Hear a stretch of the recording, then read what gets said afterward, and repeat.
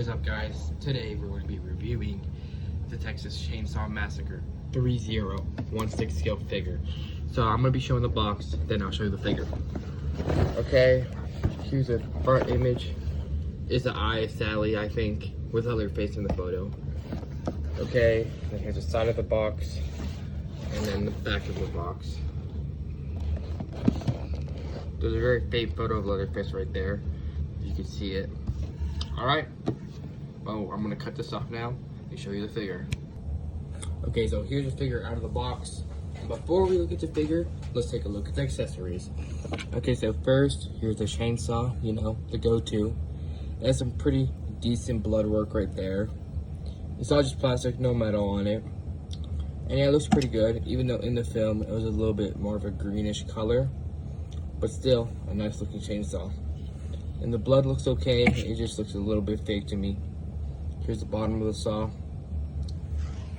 Pretty nice choice if this is what you want to go with. Okay, now we're going to go to the second coolest option to display it with, the sledgehammer. The sledgehammer is pretty nice. It has some blood work right there on the tip of it, of whenever he smashed Kurt's head in the start of the movie. Very creepy scene. Yeah, it's an okay sledgehammer, pretty basic. Just how you'd expect it to look. Okay. Now we have the meat hook. It's just kind of like a little piece of metal, actually.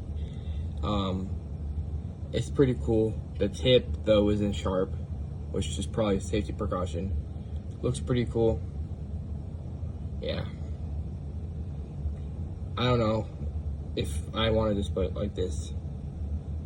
Personally, so cool piece. Okay, moving on to the hands.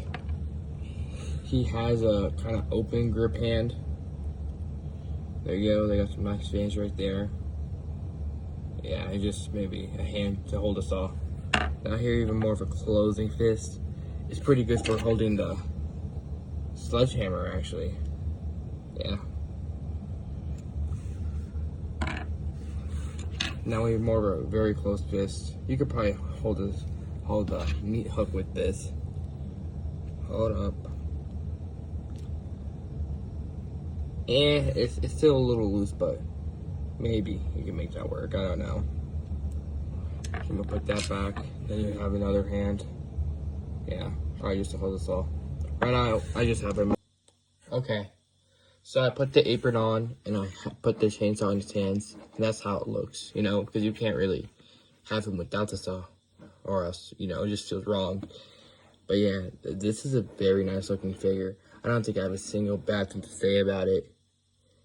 It looks great. And for as, would I recommend this?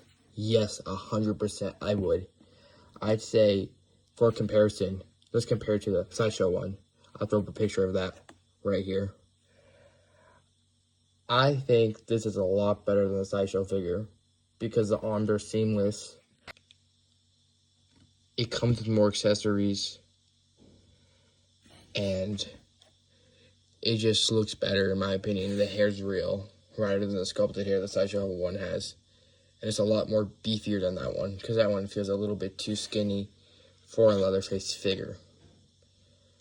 And I don't think I would complain about this. Well, maybe one thing they could have improved upon on was maybe an extra accessory, like, I don't know, let's just say one of the little knives he used in the film.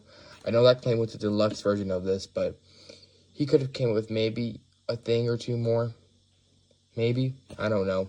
But great figure to have in your collection if you like horror or if you just don't want a 1/6 scale Leatherface. Oh, I would 100% recommend this to any Texas Chainsaw Massacre fans, too. Great figure. And for ratings, I say this is probably a solid 9.5 in my book. Would have been a 10 if they maybe chucked in one more thing with this figure. Alright, that's it. This is my first review.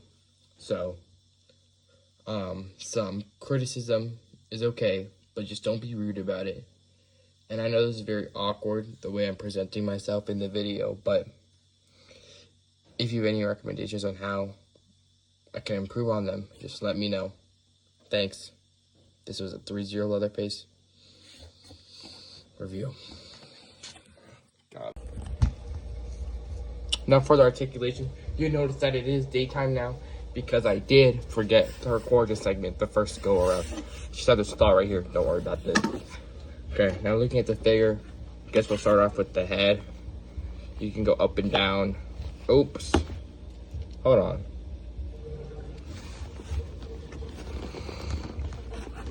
Just pop that in right there. A little accident in it, but anyway, it was going back. It swivels side to side, up and down, and you can do a full 360. Okay. Now the arms, they hinge out. It's on a ratchet joint, so you'll hear each click. And then it goes. You can bring it up and down. The arms are made out of rubber, so that's what you're hearing with that. And there's a bend in the elbow. Okay. Then there's a slight swivel in the elbow, and the hand. You could go side to side, up and down, and yeah, it's just on a normal ball joint. Okay, now going to the body kind of rotates this way, and then there's a slight second bend right there. So yeah, the figure is on a fat suit, so there is just some like little fat padding onto it on a normal figure body.